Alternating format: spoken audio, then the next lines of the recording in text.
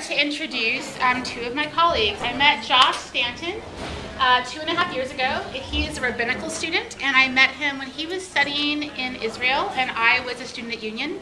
And together we founded the Journal of Interreligious Dialogue, which is a premier academic journal on interfaith dialogue and work. And for a while, Frank Fredericks worked with us. He's a very talented writer and photographer and video journalist, and I don't know anything that you can't do, actually. And in the last year, Josh and Frank co-founded a new organization as part of a movement to foster religious pluralism here in the city. And the name of the organization is Religious Freedom USA. And I'm honored to be on the advisory board of that organization. And I know that we as a congregation have spoken about interfaith work and multi-faith conversations and how we can work with our Muslim and Jewish brothers and sisters. And we've also had concerns about shows of violence around religious conflict here in the city, here in our community. And we're curious about how we can be a witness against that conflict. And so they're going to speak about their work and their organization, and then we're going to open it up for questions and answers so we can talk together as a community. So, thank you.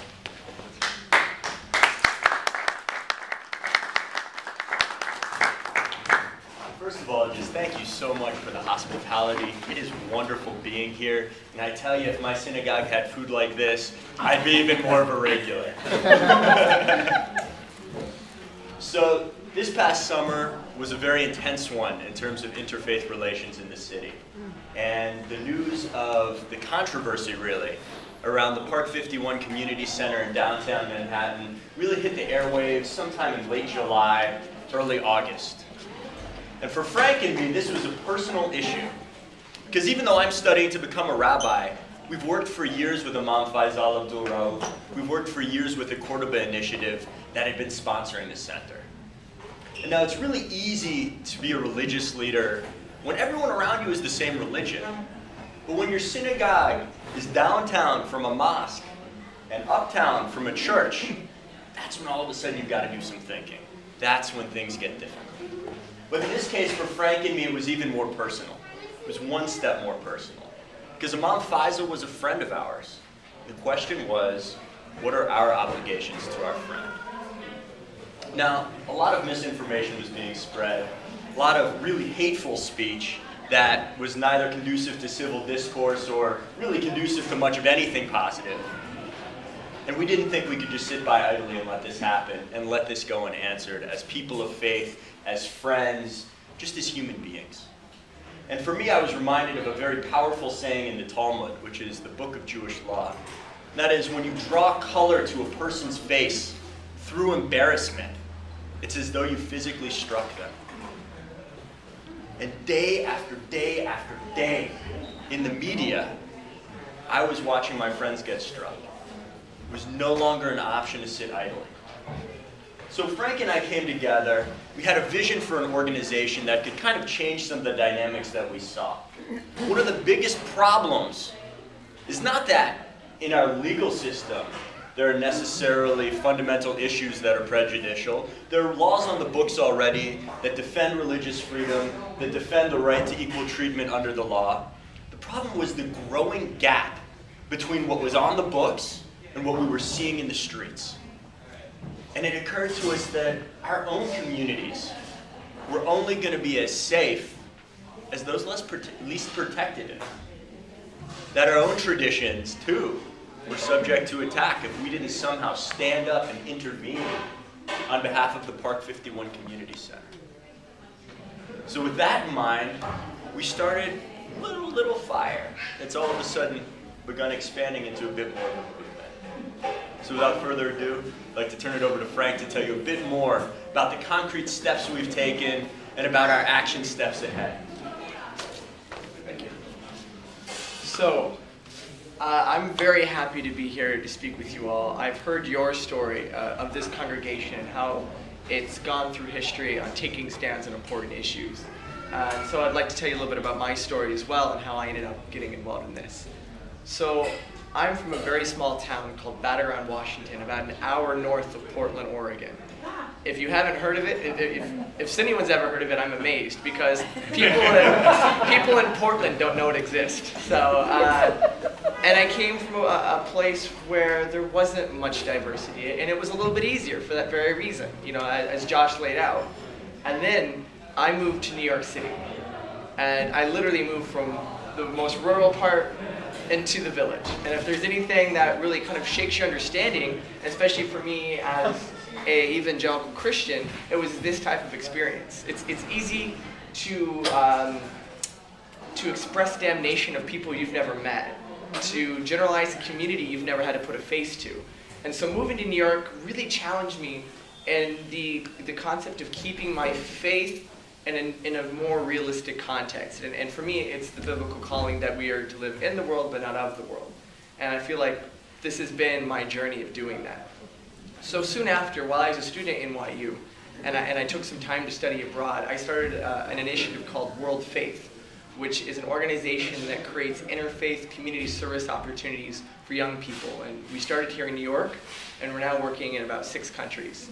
So I've been doing this work for a few years, and that's when the summer happened. And along the way, I've been doing some consulting and whatnot, and I ended up sitting down with Imam Faisal and his team about a week before it became front page of every newspaper, talking about how to deal with this issue. And Josh and I, we did not expect this to become such a large issue. But then what wasn't so frustrating wasn't just the fact that there were those people from the fringe who were saying very mean things. Those people have always been there. But it was the fact that they were given a stage in the media and that a counter-narrative wasn't presented. And that frustration went a step further. That happened when we saw many of organizations that we work with, that we love, that do great work, weren't able to bring that counter-narrative into the media, when they weren't able to address this in a very pragmatic way. You know, we need the academic approaches, we need all the other approaches, but we also need a media-savvy response to these types of things. So what Josh and I did is we mapped out, okay, what is really missing? What was missing was an accessible, media-focused initiative to basically amplify the Christian and Jewish voices who supported Part 51, or even who just wanted to call Islamophobia at that specific time. And that there are people who maybe weren't all hot about Part 51 at that moment, but still recognized that some of the undercurrents of this was not about Lower Manhattan, it wasn't about Part 51, it wasn't about even, you know, Imam Faisal. It was about, can we as Americans accept Muslim Americans into our social fabric as a nation? And so this was an initiative where we concretely took 3 actions around the issue. We started a petition on our website. We started basically amplifying media and stories and well-framed stories through our blog, through our listserv, and engaging with people. And we also put something together called the Liberty Walk. And at St. Peter's Cathedral, we brought 1,000 people together to basically have a ceremony of support, and then walked adjacent to the World Trade Center. Now, from that moment, now we're moving forward. Just because Part 51 is not on the front page means that everything's great for Muslim Americans. We've seen conflict after conflict in our nation, whether it's in Murfreesboro, Tennessee, Portland, Oregon very recently, which hit very close to home for me personally. Places even in Staten Island and Brooklyn. So what we've begun to do is take that initial initiative and build an organization out of it that focuses on mobilizing these voices of support in all these different contexts, and not just for Muslim Americans, but for any religious community who's not being accepted, not just legally, but in the ethos of religious freedom in America. So for us, this was a really important step forward. So what we want to do is, I've talked about my story, and I've heard your guys' story. Now there's our story collectively. And so we want to invite you guys to join us and take part of what we're doing, which could mean just signing our mailing list, which we're going to be passing around if you guys want to just be up to date on some of the biggest religious freedom issues in the country. We also send out small action items of things that you can do to help advocate for the mosque on the street or the synagogue, 3,000 miles away in California. Whatever it may be, we want to find people like you from religious communities who care.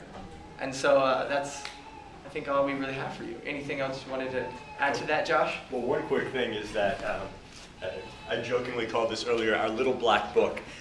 Really, it's because my printer was out, and so I was unable to print a nice little email list. What we're trying to do is get as mobilized as the people who are propagating hate.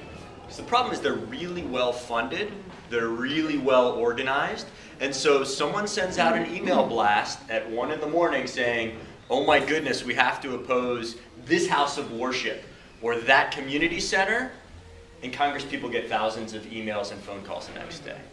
And unless we can be that organized, unless we have a response on hand and people willing to step up, we're always going to be a step behind. So we will not give your email addresses out to anybody, but if you're interested in taking part in our future action items, whether that be protecting a church, a mosque, a synagogue, a temple, or any other house of worship from undue vitriol, undue hatred, we'd be most appreciative of that. So please feel free to sign your name, though no pressure if it is not your custom. And we'd like to open it up to questions and answers. And your name, please, as well, because